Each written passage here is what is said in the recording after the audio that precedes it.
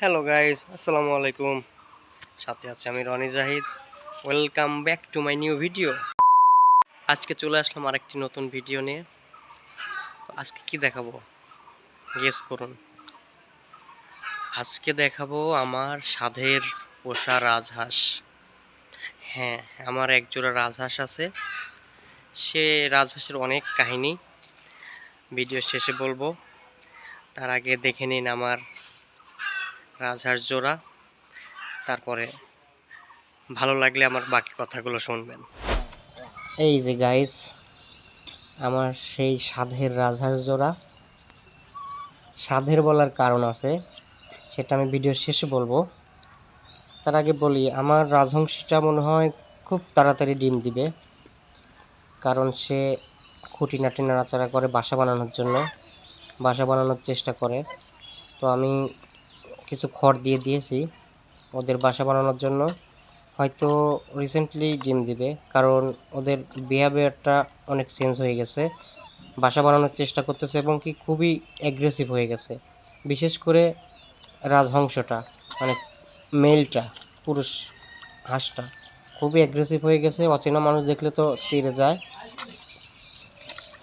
আর শুধু আক্রমণাত্মক মনোভাব নিয়ে আসে, মানে যেই যায় তাকে আক্রমণ করতে চায়, ঠোকর দেয়।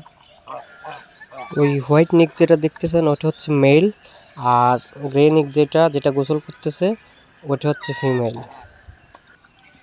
তো ডিম দিলে অবশ্যই আপনাদের জানাবো এবং দেখাবো তো অবশ্যই। তো ফ্রেন্ডস, দেখলেন আমার সাধের রাজহাঁস। এবার বলি সাধের রাজহাঁস বলার কারণ।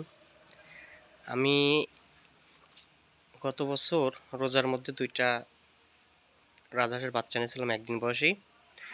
তো 2 মাস যাওয়ার পর একটা হাঁস অসুস্থ হয়ে মারা যায়। আমি ওষুধ পানি খাওয়াইছি অনেক, তারপরও বাঁচাতে পারিনি। আল্লাহ আয়ু রাখছিল না, তাই মারা গেছে। তো আরেকটা হাঁস বেঁচে থাকে, সেই হাঁসটা হচ্ছে একা হয়ে যায়, তো খাওয়া দাওয়া কমায় দেয়, যার জন্য আমি রাজশাহী থেকে তার জন্য 5টা সঙ্গী নিয়ে আসি। 5টা হাঁস আবার কিনে নিয়ে আসি 2 মাস বয়সী, সে শুধু রাজশাহী গিয়ে। তো আল্লাহ দিলে বড় হওয়ার পর বৃষ্টির সিজন চলে আসে, তার মধ্যে টানা একদিন 7 থেকে 8 দিন বৃষ্টি হয়। তো এই টানা 8 দিন বৃষ্টি হওয়ার পর আমাদের এলাকার সব হাঁস মুরগির অসুখ দেখা দেয়। তো আস্তে আস্তে সব হাঁস মুরগি অসুস্থ হতে থাকে।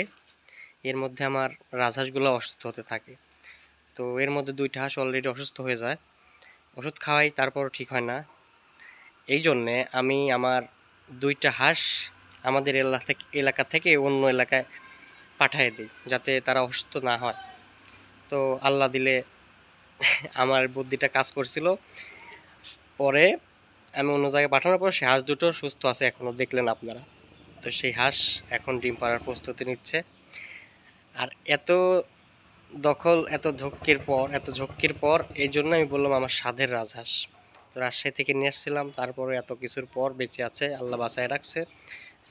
তো এই জন্য বলছি যে আমার সাধের রাজহাঁস। তো যাই হোক, এরা খুব তাড়াতাড়ি ডিম দিবে বললাম আগেই। তো ডিম দিলে অবশ্যই আপনাদের দেখাবো, অবশ্যই দেখাবো, কারণ আপনাদের দেখানোর জন্য আমার ভিডিও করা। তো সে পর্যন্ত সবাই ভালো থাকবেন, আমার জন্য দোয়া করবেন। আপনারা সবাই ভালো থাকবেন। আসসালামু আলাইকুম।